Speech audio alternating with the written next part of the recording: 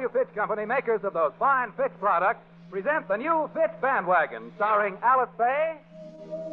You'll never know just how much I love you.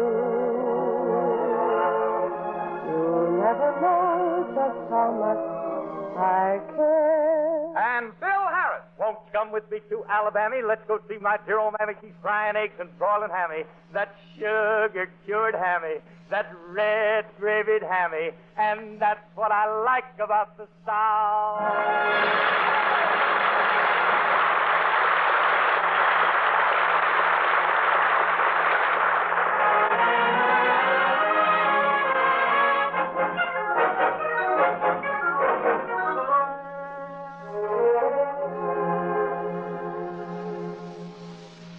As we join Phil and Alice now, it's morning at the Harris residence, and like many a mother, Alice is busy in the nursery getting her little family ready for the day. Now hold still, baby, while I comb these kinks out. There. My, you have beautiful hair. And it's so much wavier since I've been putting it up in bobby pins every night. Mommy, Yes, honey. will you do my hair now? You spend enough time on Daddy.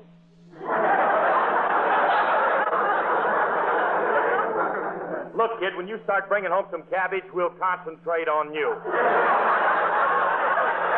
Up till now, you ain't made a biscuit. But, Daddy, Mommy doesn't spend all that time on her hair, and she's much prettier than you are. That's a lie, and you know it. Don't mind your daddy, baby Alice. When he got up this morning, he was a little Grouchy. But, Mommy, what makes him so M-E-A-N? You two cut that out!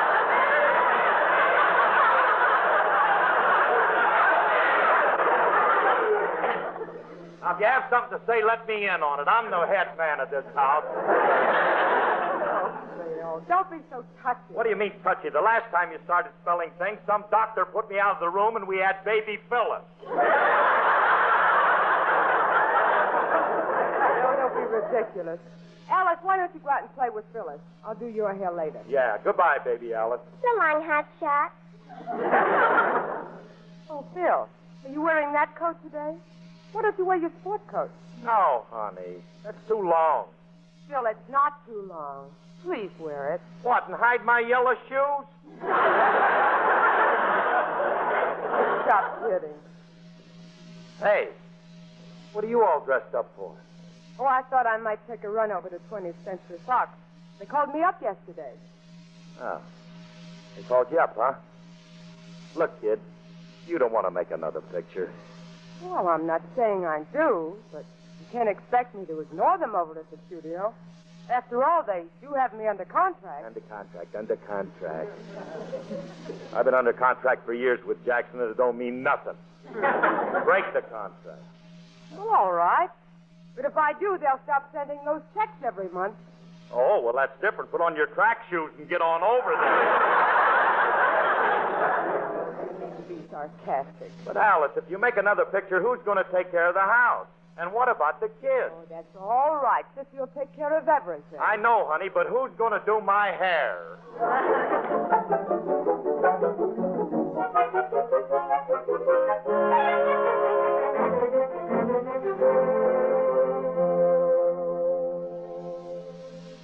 Good morning, Sissy. How about some breakfast for the sweetest little musician this side of Lombardo? Oh, good morning, Mr. Harris. You sit right down there, and I'll fix you something real nice. Well, bless you, honey. Hey, Sissy, you always get up this early? Mr. Harris, I don't call this early. Why, when I was a girl back home, my father got up every morning at 5:30 and brought in a big load of wood for the stove. Yeah, well, about that time, my old man would come in with a pretty big load himself.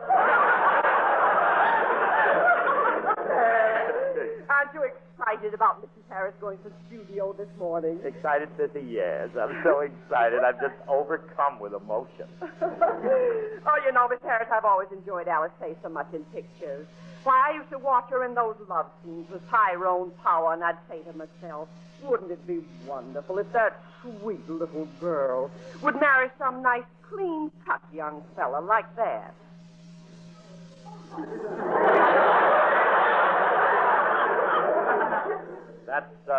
That's what you said to yourself, huh? Oh, many times. Look, Sissy, you keep putting out jive like that, and you'll be visiting the employment agencies with Will Rogers, Jr.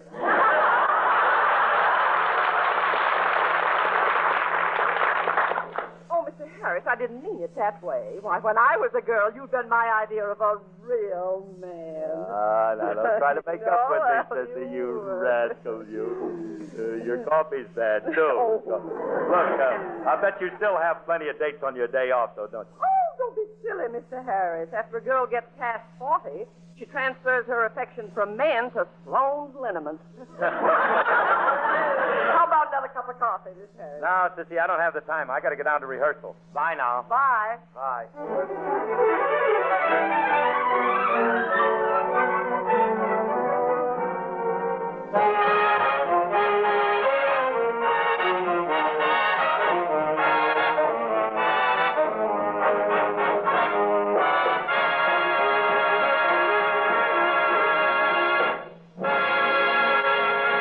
Well, that's what I'm talking about, fellas. Now you're getting it. That was all right. You know something? You're playing much better since you started soaking your reeds in Dad's old-fashioned root beer. You're doing all right now. Keep it up. Now let's grab this next one here and really put it over. Wait a minute. What's the matter with you, Artie? What do you mean, Phil? Well, you ain't said nothing. Don't you have to drive your mother-in-law someplace? I drove her to Santa Monica last week, Well, what are you doing this week? waiting for the tide to come in. Waiting for the tide to come in. Yeah, and if she don't come in with it, I'm sitting pretty. Oh, wait. Now sit back there, Artie, and let's take this number. You ready, fellas? Take it from me. 1, 2.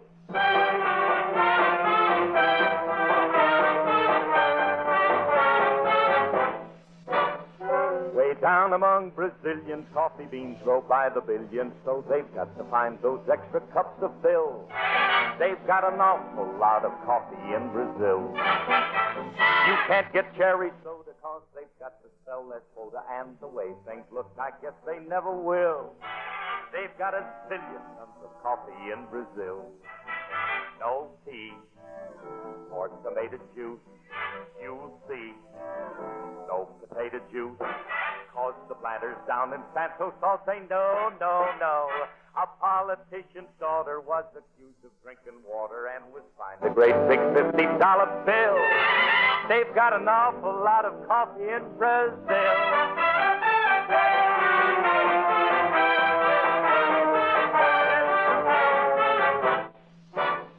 You get a date, and when you get her, she smells like a percolator. Her perfume was made right on the grill. Why, they could percolate an ocean in Brazil. And when their ham and eggs need savor, coffee ketchup is their flavor. Coffee pickles way outsell the till. Oh, they put coffee in their coffee in Brazil. No tea or tomato juice, you'll see. No golden bantam juice, cause the planters down in Santos all say no, no, no. So you'll add to the local color, serving coffee with a cruller. Dunking doesn't take a lot of skill. They've got an awful lot of coffee in Brazil. So when in full dress, have a demi-tasse, drink it steamy and creamy or black. Jack, there's an awful lot of coffee in Brazil.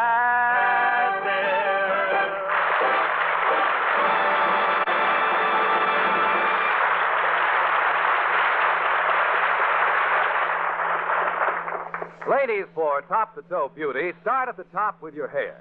Keep it refreshingly clean, velvety soft, delight with loveliness. Thousands of discriminating women have found that Fitch Dandruff Remover Shampoo leaves their hair lovelier and easier to manage. You see, Fitch has a special reconditioning action that thoroughly cleanses your hair and scalp. And since Fitch is completely soluble in water, only an ordinary water rinse is needed to give your hair that clean, sparkling look. Well-groomed women know that clean hair means beautiful hair.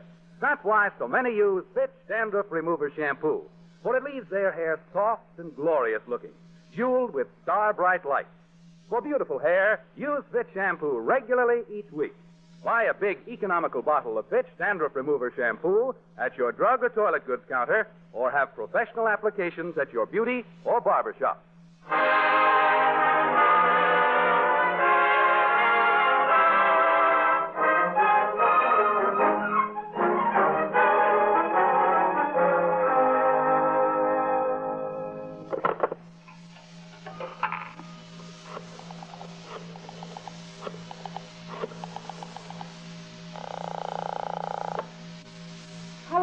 Los Angeles Times calling.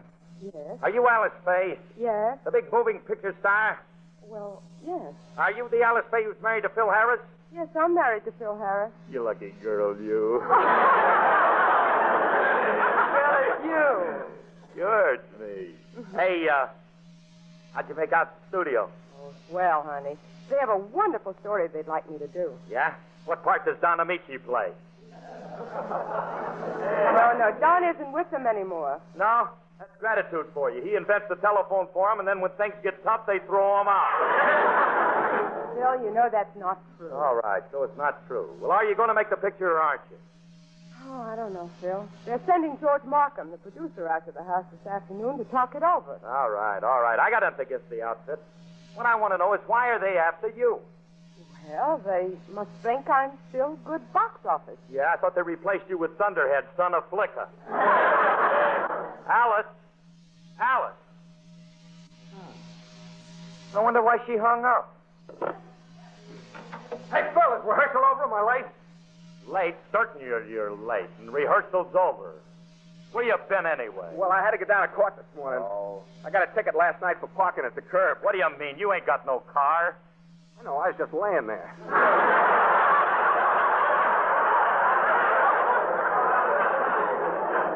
Look, Frankie, for the last time, lay off of them tired jokes this morning. Okay, Curly. What's the matter? You look worried. I got a right to be worried. Alice is talking about making another picture. No kidding? Yeah, and she's got one of them producer guys from 20th Century coming over to the house this afternoon. You know, Curly, since you've been married to Alice, I've seen her in a lot of pictures, and something's been bothering me. Yeah? What is it? How do you feel about her kissing them other crumbs? How do I feel about it? Look, kid, how would you feel if someone came home one night and you found them watering your bourbon?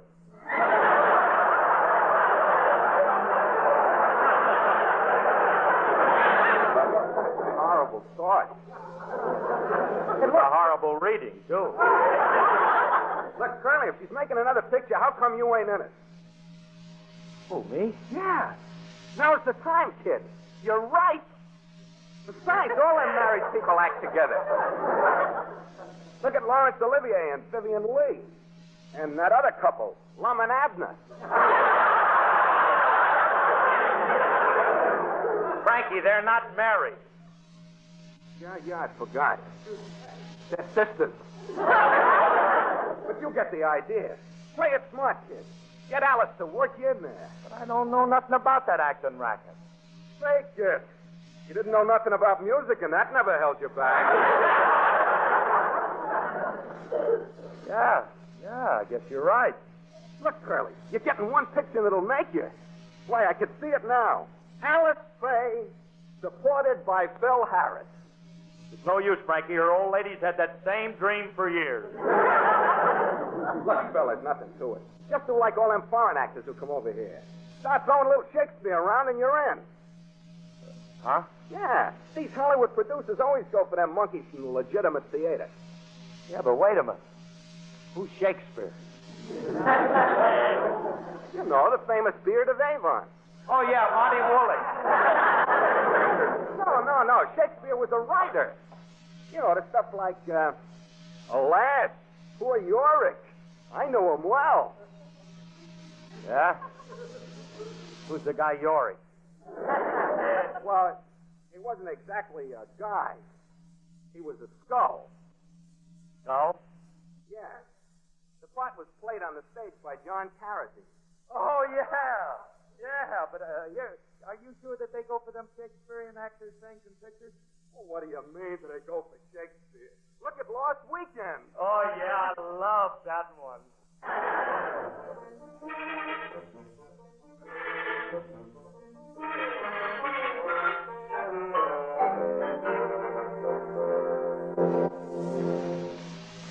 Mommy, Sister said you're going to make another picture. Well, Phyllis, I might. What part is Mr. Amici going to play? Oh, he won't be in it, honey. Oh, I guess he doesn't need the money anyway. What makes you say that? Well, this little boy is going to have lots of money. He said he's going to buy his mommy a fur coat and his daddy a brand new house. But, honey, he's only 6 years old. Where would he get all that money? He told me he was going to sell his kitty car to Madman Mark. Oh, baby, he was just fooling you.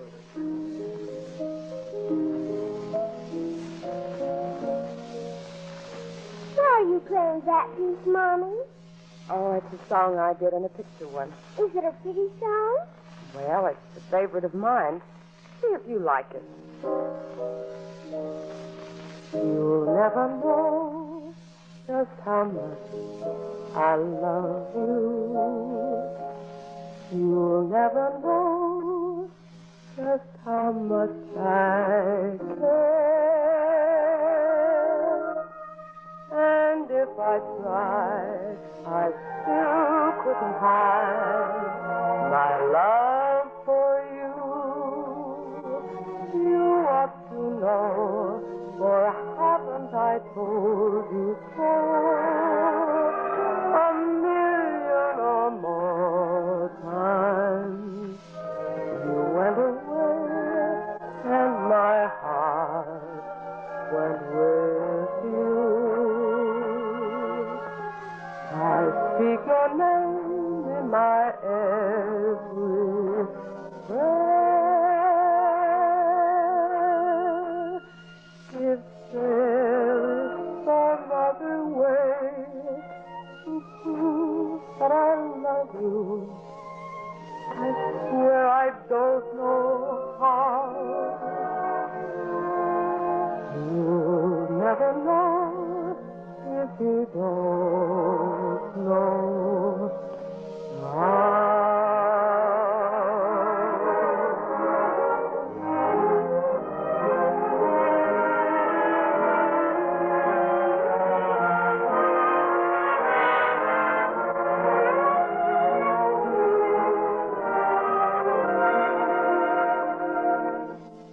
If there is some other way to prove that I love you, I swear I don't know how.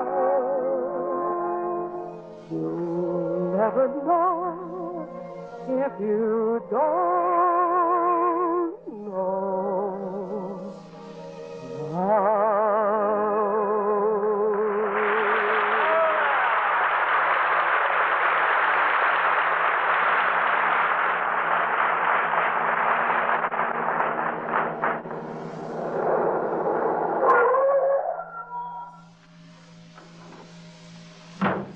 Oh, Maestro, you're home. Yeah.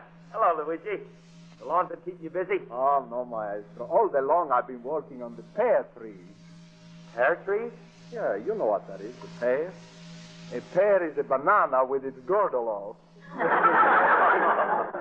Oh, banana was good. Oh, I got to use that sometime. Look, say, listen, you got a lot of books up in your room, haven't you, Luigi? Oh, yes, Maestro. Luigi lives in a world of books. You know, when he wants to enjoy beautiful thoughts, he have a little poetry book for that. And when he wants to visit the far places of the earth, he have a little travel book for that. Yeah. Hey, Luigi. How about Luigi? He want to have a little date sometime. Luigi have a little black book for that. Yes, sir. I know what you mean. Mine went up in flames 5 years ago. Oh, I think Mrs. Harris make you burn it, eh? Heck no. It was a case of spontaneous combustion. It was loaded, Luigi. Hey, listen. In those books of yours, you happen to have any up there by a guy named Shakespeare? Oh, yes, Maestro. I've always was. What beautiful books. They are all Morocco bound. I don't care where they're going. Can I borrow a couple of them? Sure, Miss Harris. If you come up to my room, you can pick out. Well, I will. Come.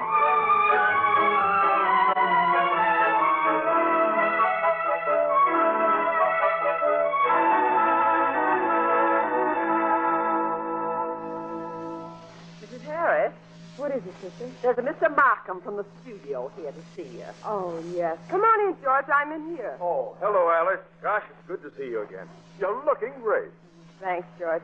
I'm sorry I missed you over at the studio this morning. Well, we often talk about you over there, Alice. Why, they've almost forgiven you for marrying Phil Harris. I knew they would someday. Well, we don't want to rush you, Alice, but I brought a copy of the story along. Well, George, I haven't exactly made up my mind yet about making another picture. You know, my family keeps me pretty busy. Yes. Oh, by the way, Alice, we've been friends a long time. I wonder if you'd mind a personal question. Oh, no, George. What is it? Well, is it really true that he makes you curl his hair? Oh, George, I don't know where people get such wild ideas about Phil. Well, after all, he is quite a character on the Jack Benny program. Yes, but really, George, he's not that way at all when you get to know him. Yeah. Well,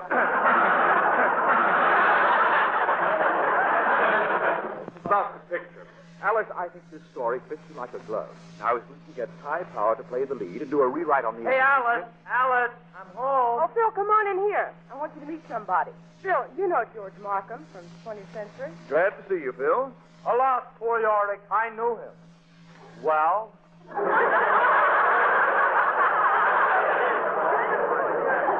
Excuse me? Hark! The gentle music stoppeth. The golden lute is heard no more. Can this be fate? No, it is Petrillo. And Holmes is going to square it with the Union. Wait a minute, Phil. I'm afraid I don't quite understand you. Well, don't let it throw you, Doc. It's a little jive I picked up in the illegitimate theater. Phil Harris, what is this nonsense? Now, let me do the talking, kid. Now, look here, Doc. Here's the way I got it figured out. You team up me and Alice and this turkey, and before you know it, you'll have a combination bigger than Lawrence Liver and Vivian Lehigh. Do I understand that you want to be in this picture? Well, why not? Harris is right. That's becoming increasingly apparent. George, I'm sorry. I think maybe we'd better talk this over some other time. Yes, Alice. You look over the story, and I'll call you later in the week. Goodbye. Wilt thou be gone? It is not yet near day. It was the nightingale and not the lark that fears the fearful hollow of thine ear. Oh, Phil Harris, no. Oh, no. Well, what's so fun? What's so funny? It was nightingale. It was the nightingale and not the lark. Oh, what a performance. Yeah, well, when you started out, you were no Sarah Bernhardt, you know. Well, maybe not, but the first part I ever had on the stage, I read lines better than that. Some lines you had. Before you went on, you'd say to the manager, "Put another patch on my bubble, Herman. We've got a wild house tonight."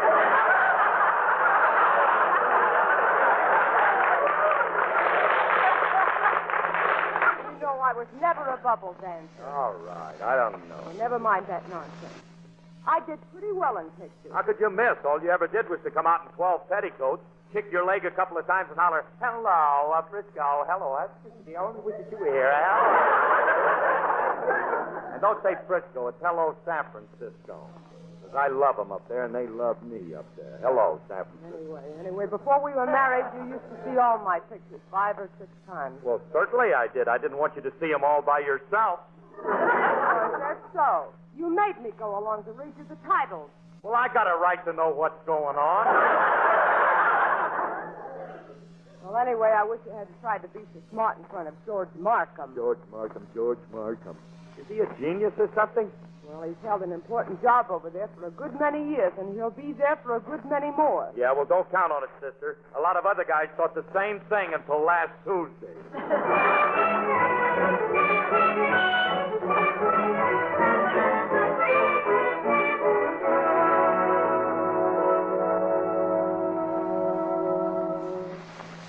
Another cup of coffee, Mr. Barrymore. Or is it Gregory Peck? I don't know. It all depends on what you put in the coffee. Listen. All right, so you're ribbing me. Look, you can't blame a guy for trying. Why, Phil, you sounded so silly doing Shakespeare. The way you came in and started... Hello? Oh, hello there. Yes? Phil? Mm-hmm. He's right here. Just a minute. Phil, it's for you. It's George Markham. For me? Yes, and he says it's important. So I looked kind of silly doing Shakespeare, did I? Oh, look, honey, Harris is in. You can't hide talent, sister. You can't. You can't. Oh, now I'll be known as Pretty Boy Harris from here on. That Tyrone Flower. Give him a block. Look, watch me handle this guy. Hello, TM. Phil speaking. Hello, Phil. When I was out at your house this afternoon, I'm afraid I overlooked something. Yes. I sort of figured the same thing. I have a little job for you, Phil. Oh, you do, huh? So soon? Yes. When I was over there this afternoon, I left my gold cigarette lighter. Would you mind dropping it at my office in the morning?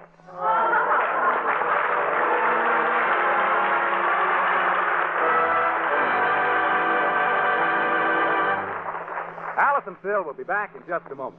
If you want the truth, go to a child is a popular expression. But if you have unsightly dandruff and want to know the truth about it, just go to your mirror. If your mirror could talk, it would probably tell you to use Fitch Dandruff Remover Shampoo. For Fitch is the only shampoo made whose guarantee to remove dandruff with the first application is backed by one of the world's largest insurance firms. Fitch dissolves all traces of dandruff on the hair and scalp and then forms a rich, creamy lather to carry away the dissolved dandruff. This famous shampoo has many other advantages. Fitch reconditions your hair and your scalp as it thoroughly penetrates and cleanses the thousands of tiny hair openings. Fitch is so gentle, it will not harm even a baby's tender scalp. It makes your scalp tingle with that clean sensation. After a Fitch shampoo, let your mirror show you how Fitch Dandruff Remover Shampoo leaves your hair free of dandruff, sparkling clean, and shining with natural highlights. Fitch is spelled F-I-T-C-H.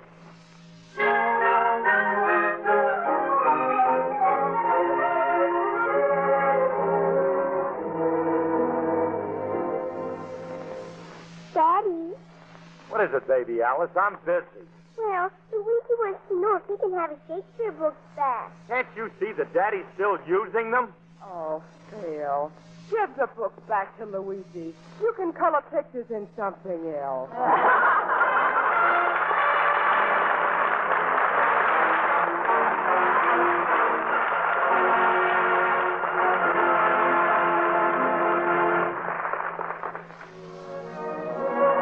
Tune in next week when the F.W. Fitch Company again brings you the Fitch Bandwagon with Alice Faye and Phil Harris. This program is written by Joe Connolly and Bob Mosier, directed by Paul Phillips, with original music composed and conducted by Walter Sharp. Included in the cast were Janine Roos and Ann Whitfield. Alice Faye appears to the courtesy of 20th Century Fox. Laugh a while and a song be a style you Fitch shampoo. Don't despair, use your head, save your hair, you Fitch shampoo.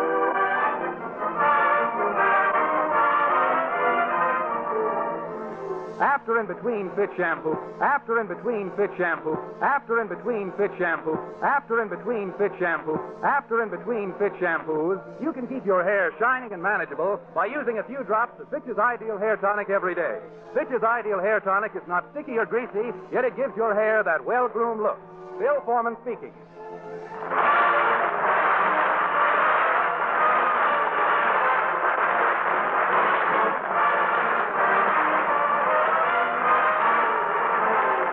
This is NBC, the National Broadcasting Company.